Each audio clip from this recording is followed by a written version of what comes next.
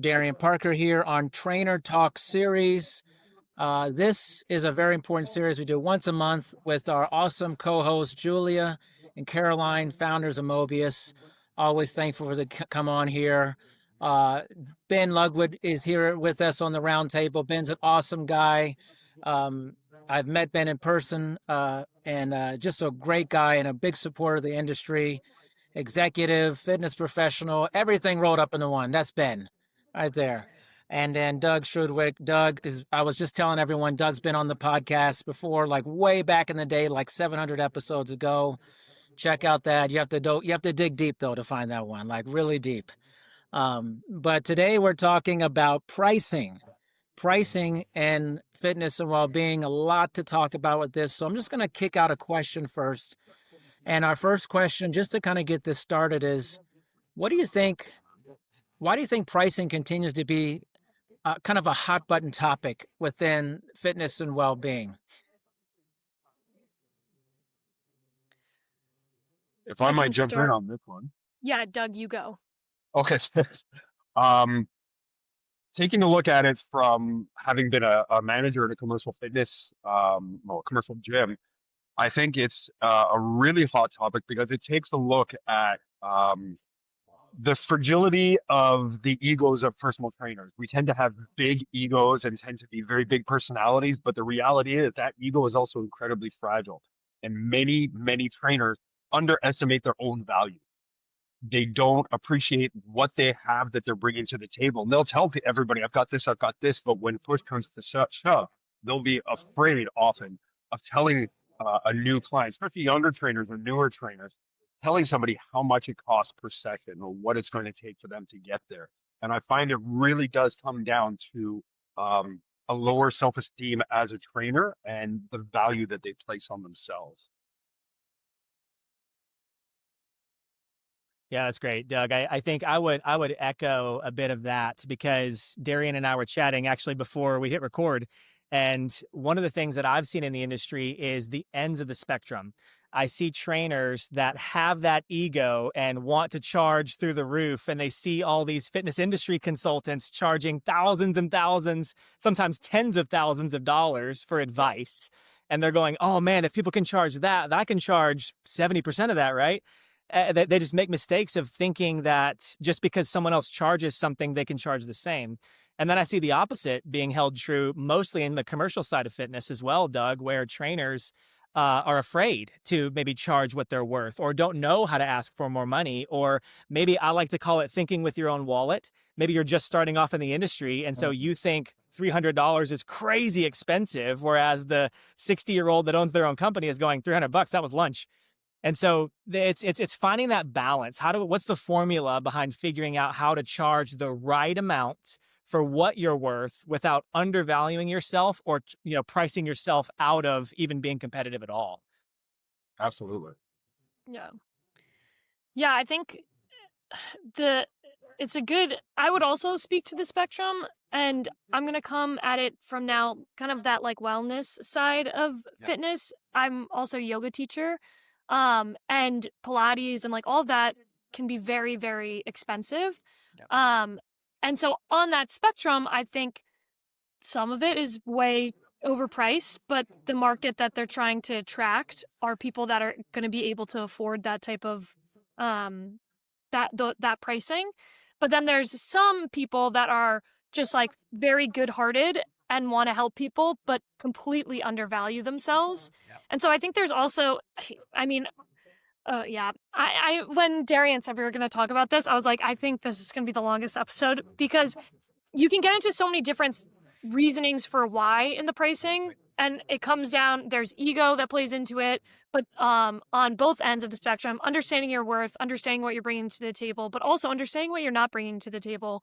And like, that's fine if you're just starting out, like, it's okay to be like, okay, I don't know injury prevention yet, so I'm not going to charge for that type of thing.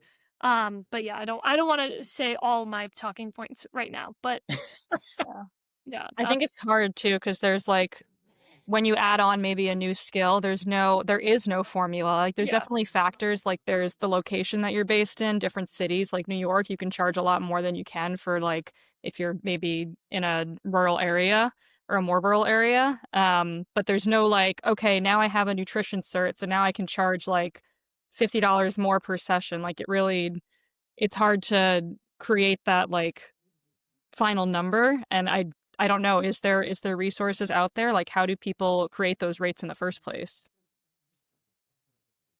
If I can jump in there, just a combination of things.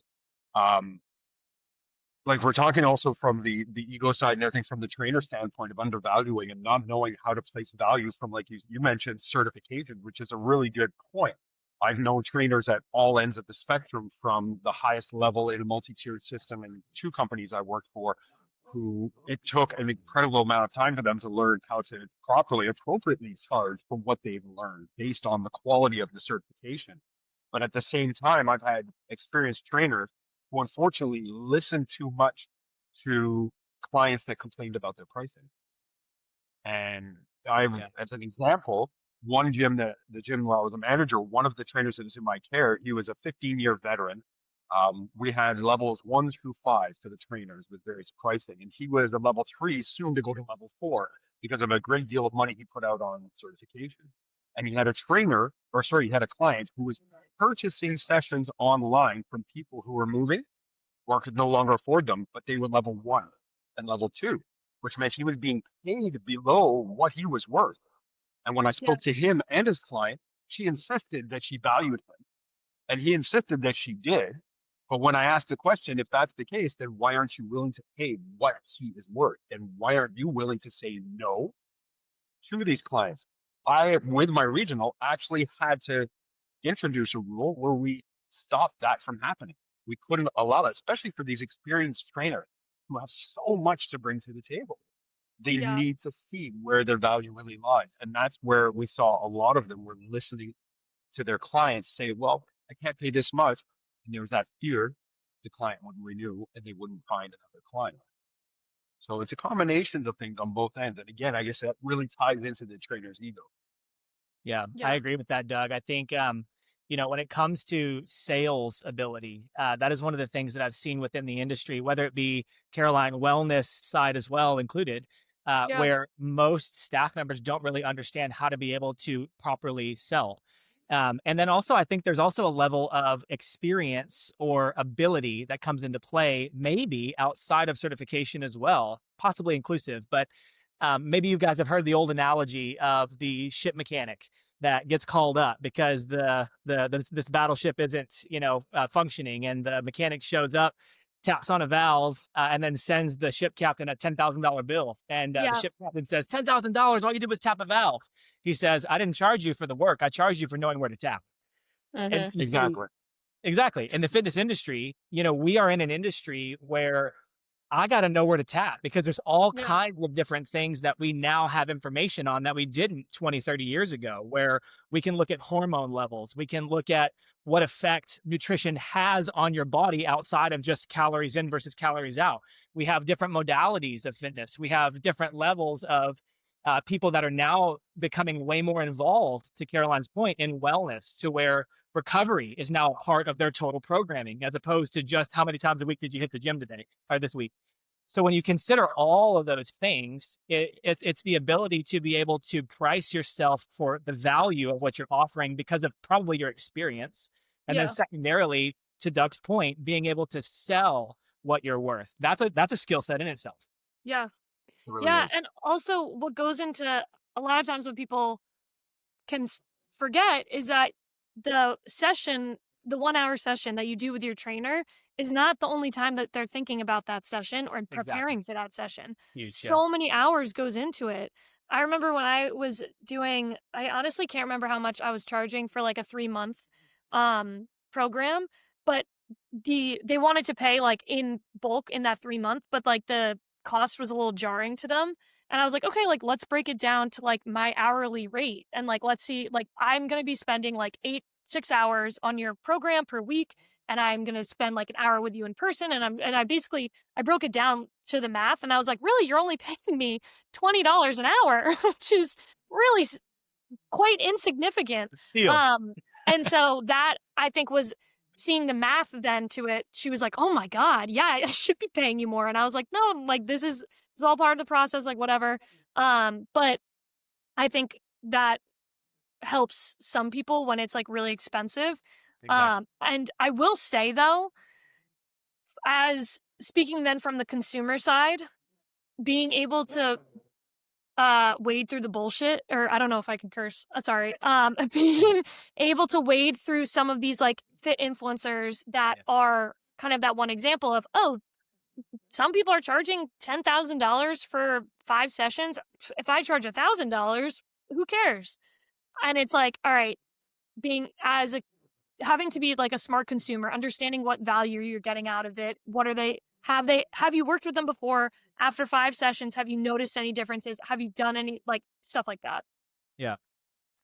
Caroline, I actually just finished. So I do business consulting for fitness businesses and wellness businesses, and I just finished a contract with a business that was actually very heavily doctor driven, to where they were trying to figure out a way to be able to get more people in there. It's a physical space. They've got locations, physical locations, but what they're doing is they're getting doctor referrals to get these doctors to point people to a fitness center.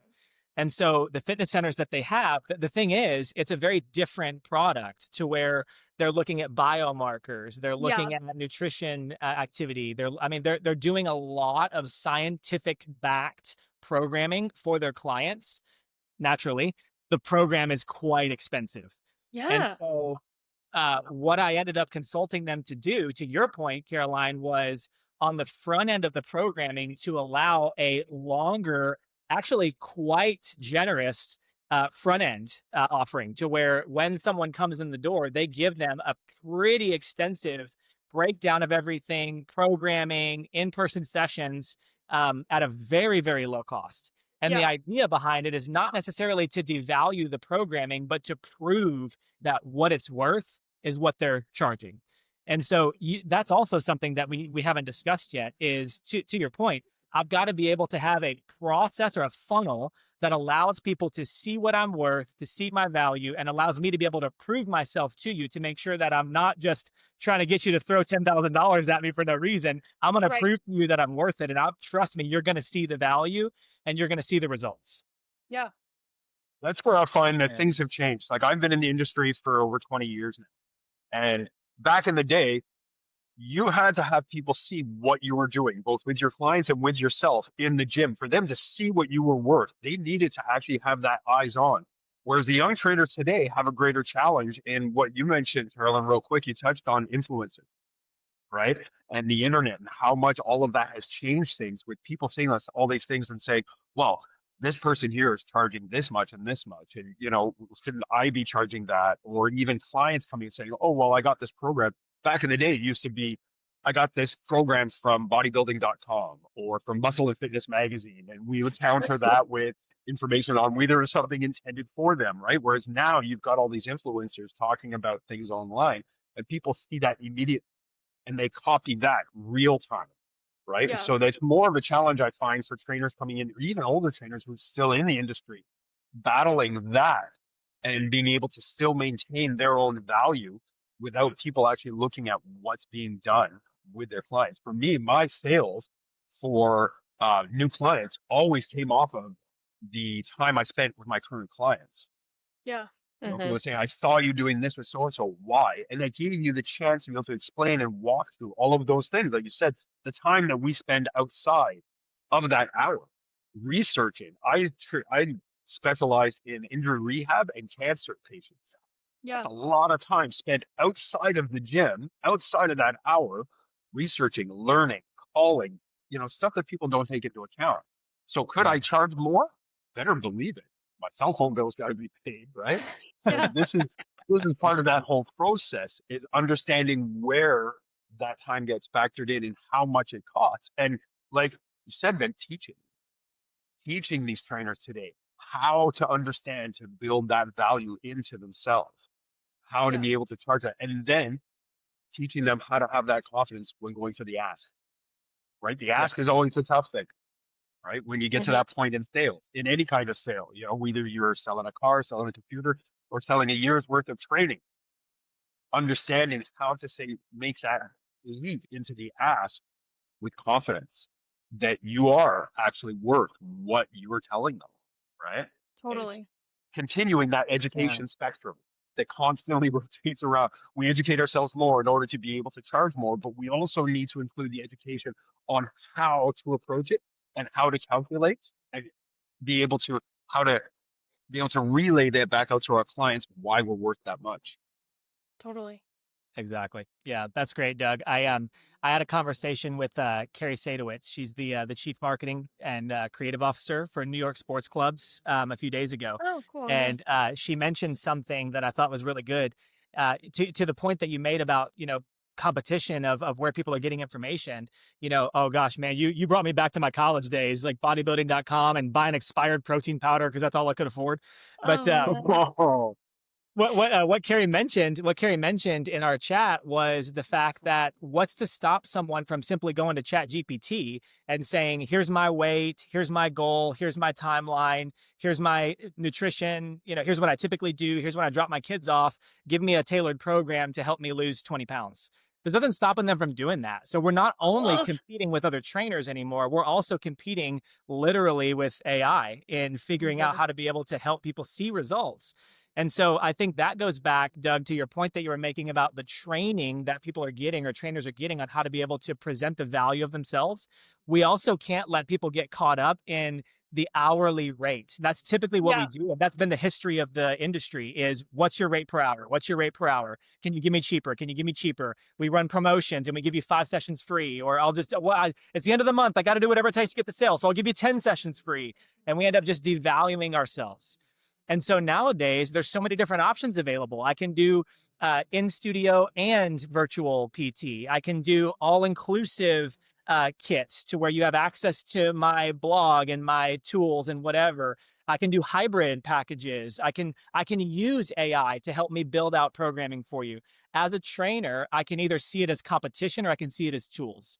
And so that's where I think the pricing, I would encourage anyone listening to this episode also reevaluate and audit your current structure and think outside the box. Are there ways to make this worth more or make your time worth more by not letting your clients get caught up in what you're charging them per hour? Because to Caroline's point, if I have to work it backwards for everybody just to every time I get a price objection, that's exhausting. So do I have different options available on how I charge or what that even looks like or what sort of services I'm offering you where I can build resources to help me as opposed to my time being a trade-off for dollars every time? I also think it's interesting, kind of the understanding of like what a personal training session is worth.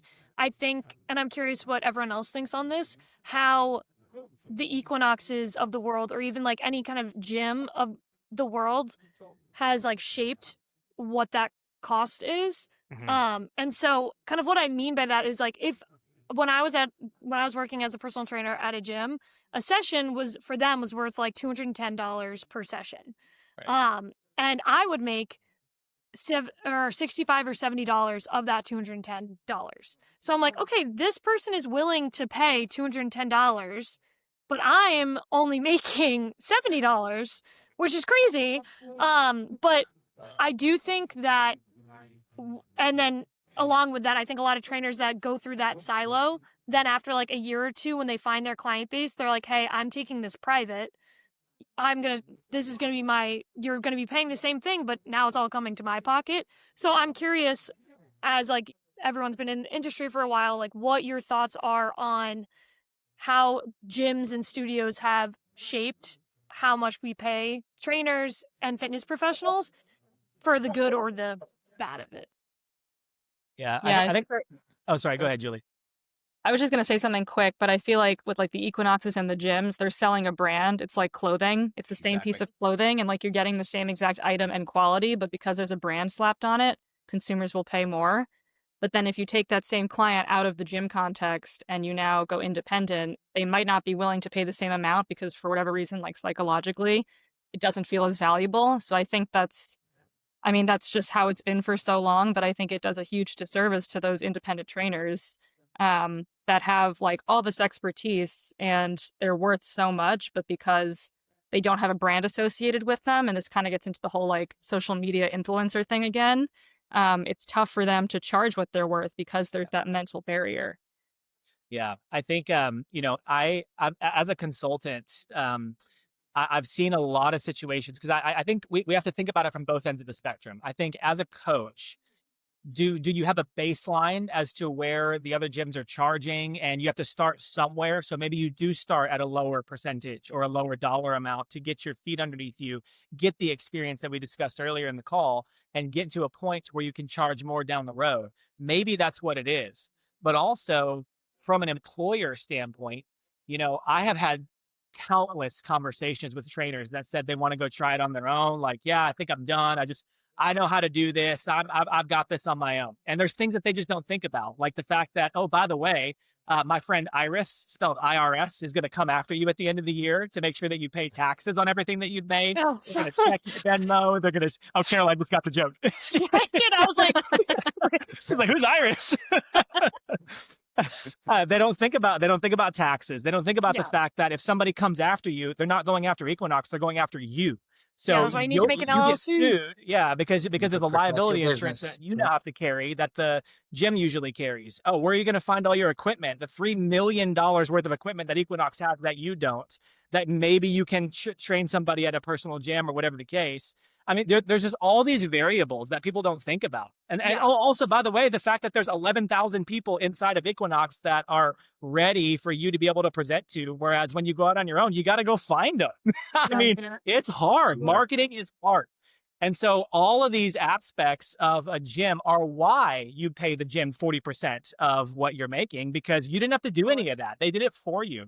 So I do think seeing both sides of the equation is important, because absolutely, as a business owner myself, I get it. I understand that there's value, and I think I can do this on my own. And I had to fall on my face a few times and figure it out over my years, but I did. Whereas a lot of people just don't, and they end up going back to the industry because it's safe.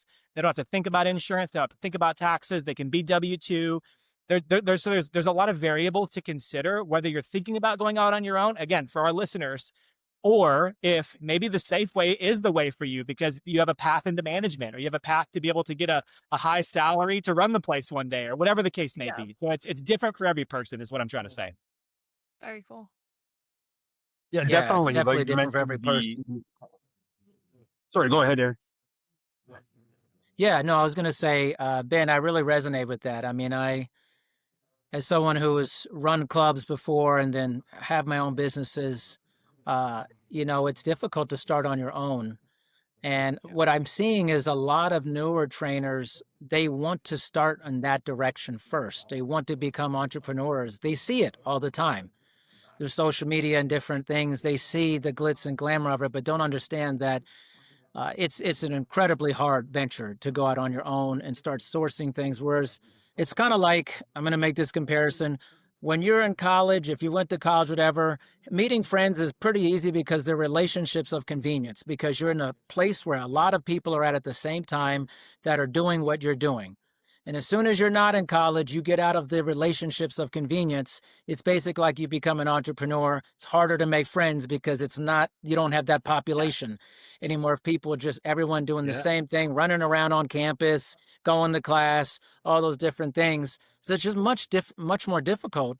And I think the pricing aspect of pricing when you're on your own has to incorporate all the different things that you never even thought about doing when you were working for a club, which is a really big aspect. And like Ben said, with talking about the IRS, understanding, protecting yourself through LLCs, partnerships, things of that nature, liability insurance, all this stuff was taken care of for you before. Yeah. But that's, as Doug mentioned before, there's a lot of time now you're having to spend on other things, which increases, in many ways, the value of what you're doing, because you're literally the number one employee. You are doing everything yourself.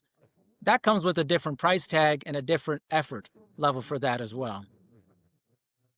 Yeah, that's a great point. And I do kind of want to go back to the ChatGPT thing.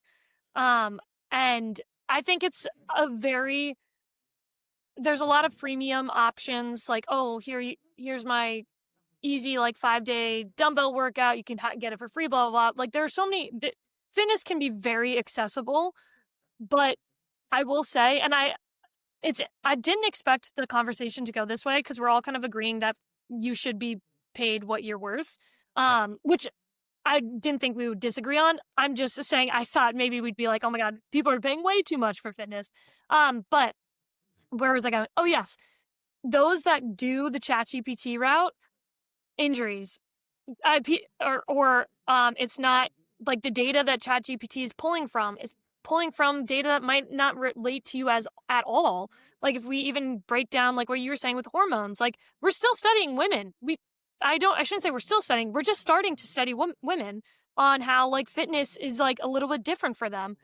So what ChatGPT is pulling for you is actually not at all really meant for you. So unfortunately, AI cannot actually, I should say, fortunately, AI cannot create any information on its own. It's pulling from data that already exists. So what you're getting is whatever is out there. It's just being curated a bit faster. But yeah, I always notice some people that start the free route will always make their way to paying a bit more because they realize it's not working. Yeah, I think there's a balance in like proving to those types of clients or those types of people like what value you're getting from a human training you. Like you have all this expertise, you have all these previous clients and case studies of people that you've helped like transform their lives. I think there's definitely an element of showing that value to them when you're kind of selling them. But I will also say there are definitely people that they were never going to be your customer. Like maybe they expressed interest, but you will never sell them. And I think it's important to also like just be ready, like be able to say no to them because they're never going to pay you what you're worth. And like instead of trying to kind of barter, just coming to that realization and saying no and like just trying to focus on the people that will eventually convert. That's such a good point. I had a client that was like sold on the keto diet. And I have never trained anyone on a keto diet. I don't have background or understanding of keto. And I was like, I will not do that with you if you want to train with me. She was just like, I really, really, really want you to add in keto stuff. And I was like, I can't. I'm not going to do that. But she still paid me and wanted me to be her trainer. But I started getting anxious because I was like, I feel like I'm not doing what she's paying for. Even though I said straight up, I was like, I will not go into the keto. And at the end of each like month when we would like catch up, or I think it was every week actually, so it was pretty stressful month. She would like kind of bring up that she really wished she was doing keto. And my lesson from that was exactly that. Don't take a client that is not your fit. Like it's as much as like the client finding you as you finding a client as well. And if it's going to be someone that you're like pulling your hair out over because they want something that you are just not providing, cut your losses. Well put. Well put. I definitely have to agree with that. I've seen a lot of that over the years through myself and with other trainers. And it lends itself to there was an experience I had with a young trainer that was shadowing me with my clients. And we would always kind of do a little debrief after each client and go through and answer his questions and find out what it was that interested him the most. And it often came back to conversations around pricing. As with my clients, they would bring those up too. And I always believed in transparency with my clients. I always spoke openly about what it was I got versus the company or, where the value was. And this one young trainer asked me one question that for a brief moment, it kind of stymied me, it stumped me. But it goes to you and your integrity, Carolyn, what you were saying about that, maintaining that integrity, which is hard for new trainers when they start. They just want to take clients on. And it can take time and maturity and wisdom to be able to stop and say, no, I don't do that, but maybe we can find somebody better for you. This trainer stopped on our debrief and he looked at me and he said, okay, we talked about all these things and this cost, this. He said, what value do you put on care and integrity? I have no idea what to say. I'll be completely honest. It completely stumped me. But I think that's something that has to be in there too, is if you genuinely care and you want to maintain your integrity, you have to think about what the value is for that. Are you willing to let go of those clients and maybe have a rough month?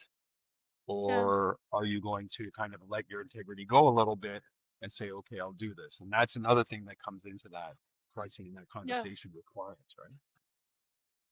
Yeah. Yeah, Doug, I agree. I think, for newer trainers that are maybe listening to this episode, I will say that, I kind of fell into my niche when I first started personal training. I was actually working in physical therapy at a hospital, got to see a lot of inpatient and outpatient clients, cardiac clients, pulmonary clients. Like I saw a lot of stuff because I was working in a hospital. And so whenever I started personal training, I was taking on really any and every client, and anyone that had a disease or an issue that I hadn't heard of. I just studied my butt off to make sure that I knew Yeah. what to do with that person, And so I do think that there's a balance there. And is at Totally. first, I mean, outside of safety precautions, of course, if there's someone that has something that maybe required certification for or something in that regard, absolutely safety first.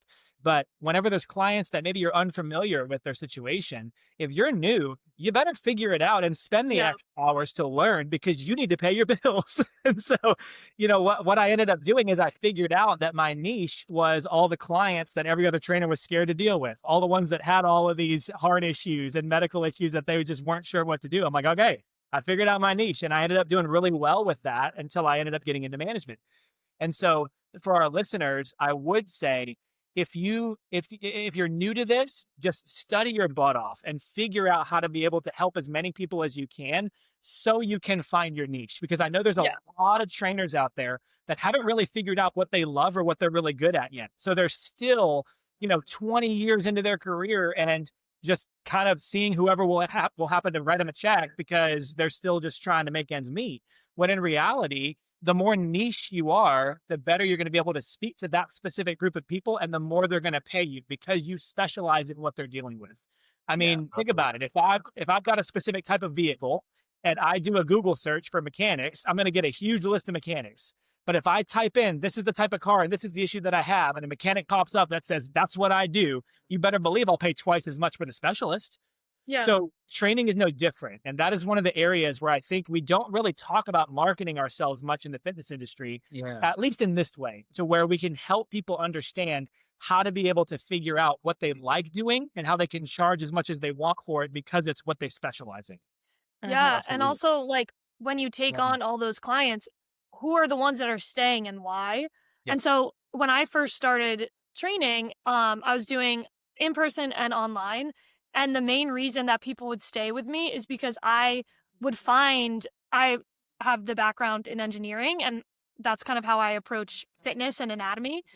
Just kind of like a little puzzle. And I would see like their knees caving in this way, and then I'd ask them, "Oh, do you have like hip issues, or do your feet hurt when you run?" And they're like, "What the heck? Yeah, they do." And so I like would be very specific on like aches and pains that like won't go away. And so that's how I started like finding my niche, and people would pay me way more because I like just focused on those little tiny details and I made their movement less painful. And a lot of people ended up coming to me after injuries, or if they had a chronic knee pain or chronic back pain or anything like that. That was when I started like when I found my niche, I should say, found me.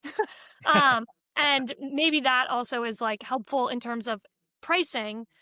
In the beginning, take on clients, try to stay away from people that are mean. And and then once you find your niche, like really lean into it and price yourself. You're worth that niche. I've helped 20 or over like 35, 50 people start with me and end pain free. Like if that's your niche, charge for that.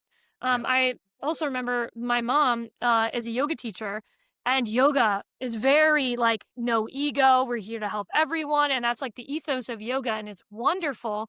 But you also do need to survive and pay yourself and all of that stuff. And it was really hard for my mom to charge what she was worth because of that whole ethos of yoga.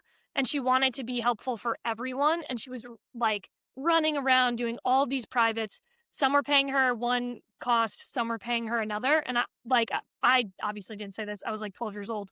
But someone that was like her mentor said, like, no, you can't. One, why are you allowing someone to pay you less, but you're charging someone else more? That is like, why do you feel more worth it for this person and less for that? And like really own what your price is, because you have to understand, like, unfortunately you can't help everyone. And maybe you can have like some one-off offerings for people that are really struggling and just want a little bit of help but can't afford it. Yeah, that's good. Really, Yeah. actually, Ben, I want to double down on what you're talking about niching down for that in regards to pricing. I just think it's really important to, and it's true, a lot of trainers don't find that. They don't find that ever. They're just basically fly by night stuff. I can tell you for me, I knew that pretty immediately. I have my doctorate. You clearly don't need to have your doctorate to be a trainer or work in the business. But one of the things I realized is I love relationship building. And this also goes back to AI too, is that I knew that focusing my training business as a way to help people have better relationships with people in their lives and with themselves was going to be very beneficial, is to become more human. And I actually think because of AI and different systems, that human connectivity will be the premium price point for the future moving on, because becoming more human will become less common in what we're doing. And I think a lot of newer trainers, they don't understand that because their focus is living in a very digital world as we continue to move forward in that. But that human connectivity and finding your niche, whatever that is, will become a premium product for you, whatever that niche is. But I find that becoming more human actually makes you more valuable in our space. And there's a reason why I always tell people I love what I do, because I get to see the rawest version of people on a regular basis. I see them when they're not in their business suit or they're out there in a meeting. I see them when they just got out of bed and they're just kind of like wearing whatever they're thinking. And they're just like telling me all the real stuff, the joy, the pain, the hurt, the triumphs, the graduations, all of that stuff. You're actually providing maybe one of the greatest things a human can get, which is time with another person, uninterrupted. And most of my clients tell me my time with you is my alone time. I'm away from my kids. I'm away from my spouse. I'm not at work. I get to just focus on me. You know how much money that's worth today? A crazy amount of money today. So don't undersell yourself. Niche into it. So important. Yeah. Yeah. Yeah, that's I would have fantastic. to absolutely have to agree. Like I got thrust into injury rehab um, simply by taking over clients who'd been injured by other trainers who had left the gym. You know, the management and everything was just like, oh, we need somebody who's really good. And my clients, similar to what you were saying, Carolyn, about your engineering kind of perspective of looking at people, my clients called it Dougie's X-ray vision. There was the way that I looked at them, and the way that I watched them, and the way I watched them move, and the questions I would ask in order to try and break down what was happening, right? And that was my process for the assessment. It was my system. And I fell into that niches, and that really saved my life. It helped me be able to go from being one of those trainers who was just trying to, pick up everybody, to be able to sit there and say, no, no, you're really not somebody that I I want to work with or that really needs what my skills are. But I do have a waiting list of people who are desperate for somebody who can help me, have help with that repair, whatever their Yeah. repair was. So yeah, definitely the niche is the way to go. And I found a lot of big box gyms here in Canada try and push you out of the niche. They like to have the people who are kind of everything. Oh, I do anything. That's great. That's great. But I found the people who did have a niche are the ones who built, and this goes back to you, Darian, they built the best relationships, the strongest relationships with their clients. I had the privilege of training somebody. Um, we took a little break toward the end of her pregnancy. 18 years later, I got to train her son. So like that kind of longevity, that's the relationship, right? That's the time that you can't necessarily put a price on. That's 20 years of connectivity with somebody and with people. And to have that requires the right type of energy and the right type of attitude and the right self-esteem and sense of self-value. So to be able to Yeah. do that and own that niche is really, I would agree with you, Ben. That's what will make you the most successful. Being able to brand your niche in the right ways. That's Yeah. good. Yeah, I would add to that, Doug. I was doing a sales training actually for a franchise network last week, and we were talking about relationships when it came to the sales process, but we were taking it a different route than just simply discovery questions. Yes, absolutely. You need to figure out why someone is there. But what we have to realize is most people, Caroline, you were talking about ChatGPT earlier. Why does somebody use ChatGPT instead of just investing in a trainer to begin with? Well, fear, because they don't have a good relationship with the gym, because they've never been able to get the results themselves, because they've had a bad experience in the past. It's the relationship. And so what we're trying to do as fitness professionals is we're trying to help change the relationship that someone has with their body. We're trying to change the relationship that they have with allowing another human being to be a part of their journey. And so when you're open to that and you help them understand that, that's where you sell high ticket packages, because you're opening a relationship to help them have a better relationship with themselves and with fitness in general. And when they see that, as opposed to, what are you charging me per hour? How many sessions do I get? Are you going to give me a free session? Can you give me a discount? When you take the focus off of the cost and into what's going to change into the future, that's where you're able to help people see your value. Because, I mean, what would it be worth for you to actually enjoy going to the gym 5 years from now? That's a different question than, what are your goals? How many sessions do you want? I mean, like, I got a promo. Like, it just changes the conversation. It just changes the conversation totally. And it's not what it's not what they expect when they walk in the door. And so when you're speaking the language of what's that pain point and how can I help you with that? I mean, you're opening up issues that they didn't even realize they had. Most people don't realize they have a bad relationship with the gym until we open up that can of worms and get them to go, oh my gosh, yeah, you're right. Okay, maybe I do need this help.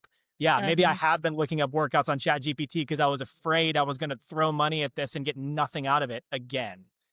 That's such a good point. Yeah, you're really selling a journey, and like, I don't even want to say outcome, because it's like the journey that never ends. It's an ongoing thing. You're not selling a session. You're not selling an hour in the gym. It's really like this holistic journey and lifestyle change. And I think like that's kind of the thing that has to come through to people when you're selling your services. It's great. Yeah, that's such a good point. And also, like, understanding yourself that when you're with whomever you're gonna potentially have a client, whoever that client is, like, you also have to buy into their journey as well. And like, that again is why you should be worth it. It's like, I'm in this with you. Like, we're going to do this together. And that's what you're selling. I love that. That's so nice. Well, I think part of it too is understanding, in perhaps simple terms, what your product really is. This was a conversation I used to have a lot, and I actually was in a little mini conference with one company I was with, and we brought in Bobby Capuccio to speak to us, and that was absolutely amazing to meet somebody I'd read so much of, and I'd listened to his videos and stuff like that, but to have him kind of literally peel me apart as he asked all of us to write down what our mission was and what our product was. And I had this wonderful, like, huge paragraph and everything. And he was like, okay, Doug, you. It's like, uh-oh. And he literally peeled it apart, question by question by question, until we discovered that my product was a smile on my client's face as they come back. Not smile on the way out, not sweat, not the machines, not, all the training, it was the smile and the joy and the love that client had as they were returning, as they were coming back for more, right? You make them sweat, you make them hurt, you hit, right? All those things, but it's all the other things, the care, the kindness, the integrity that brings them back. That's where your product, for me, that was from what my product was in simple terms, with the smile on their face. And I think for all trainers, it's being able to identify what their product is, then they can identify what their mission statement truly is. Very simply, very small, not big fancy paragraphs. I love that. Me too. Great. That's so awesome. It almost is like, man. I always do say this. Oh, go for it. No, please go ahead. I want to respect everyone's time here, but Caroline, you were ready to go for this one. I mean, you like I feel like you have notes. You have you wrote down notes and everything in there. You're ready to go. I always have notes. I do have notes. But I was gonna say it just is so similar, and I've said this since Julia and I started our company together. But being a personal trainer or like a freelance fitness professional, is exactly like starting your own startup. Every single lesson that you learn within it is exactly the same. Mm-hmm. Niche, mission, vision, or product offering. Yeah. Yep. Yeah. It's true. Yeah, most definitely. Man, you guys are amazing. This was even more robust than I thought it would be. But I love doing this trainer talk series because it's important to have these conversations between with each other and then to get it out there. And the probably thing I'm excited about most is these now go into the curriculum of the colleges that I teach. So a lot of students listen to this now that are going to become trainers and fitness professionals. So I'm grateful for each of you for contributing to the education of students who will be one day colleagues of ours and contributing to our industry. And obviously, this goes out to our current colleagues on different channels, all out there on the internet. And hopefully, we have more of these discussions in person as well too. So, I just wanted to thank each of you for being a part of this, and I'm very grateful for your time. Absolutely. Thank you so much. This Appreciate was you hosting, awesome. Darian. So nice chatting with all of you.